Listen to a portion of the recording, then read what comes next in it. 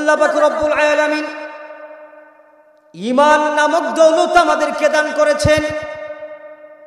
ঈমান শব্দটি যদিও তিনটা অক্ষরের মধ্যে লেখা ছোট্ট একটি শব্দ হয়, কিন্তু মুফাসসিরগণ বলেন, রাহমাতুল লিল আলামিন বলেন, দয়ার নবী মায়ার নবী সরকারে দো আলম জানান, ঈমান ছোট্ট একটি শব্দ হলেও ঈমানের এত ভারী এত ভারী এত ভারী, এই ঈমানের ওজন এত বড়, ঈমান এত ব্যাপক একটা লম্বা শব্দ, ঈমানের এত দাম। আল্লাহ পাক রব্বুল আলামিন বলেন, জমিনের মধ্যে যদি কারো ঈমান না থাকে ওই ব্যক্তির এই পৃথিবীর মধ্যে কোনো দাম নাই। চিল্লায় বলেন ঠিক কিনা?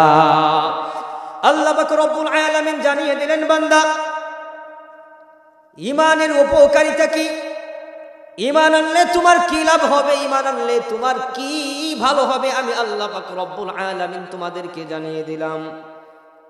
আমার বাজানেরা রে, ঈমান নামক দৌলত এমন একটি বস্তু, এমন একটা জিনিস, ঈমান যদি কারো মধ্যে না থাকে সে কোনোদিন তার নিজের পরিচয় খুঁজে পায় না, সে কোনোদিন তার আত্মমর্যাদা খুঁজে পায় না। কথা বলেন ঠিক কিনা? কোনো সন্তানের যদি বাবা না থাকে ওই সন্তান ওই বাবার মর্ম বুঝে না। কথা বলেন। আল্লাহর রাসূল বলেন, ঈমান যদি কোনো ব্যক্তির মধ্যে না থাকে ওই ব্যক্তি তার নিজের আত্মমর্যাদা, ওই ব্যক্তি তার নিজের পরিচয় খুঁজে পায় না, ওই ব্যক্তি তার নিজের পরিচয় কোনোদিনও বুঝতে পারে না।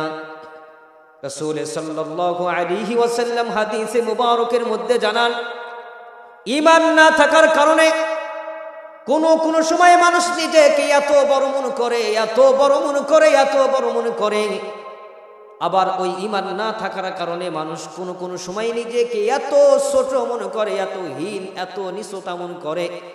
যেই ব্যক্তিরা নিজেকে ছোট মনে করতে করতে করতে করতে গাছের কাছে, সাপের কাছে, পাথরের কাছে, মূর্তির কাছে, চন্দ্রের কাছে, সূর্যের কাছে, পশু প্রাণীর কাছে মাথা নত করে দেয়। চিল্লায়া পড়েন ঠিক কিনা?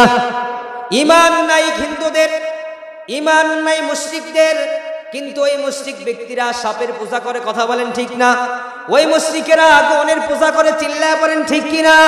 ওই মুশরিকেরা অগ্নিকুণ্ডের মধ্যে গিয়া মাথা নত করায়। ওই মুশরিকেরা আবার দলে দলে দলে দলে সূর্যের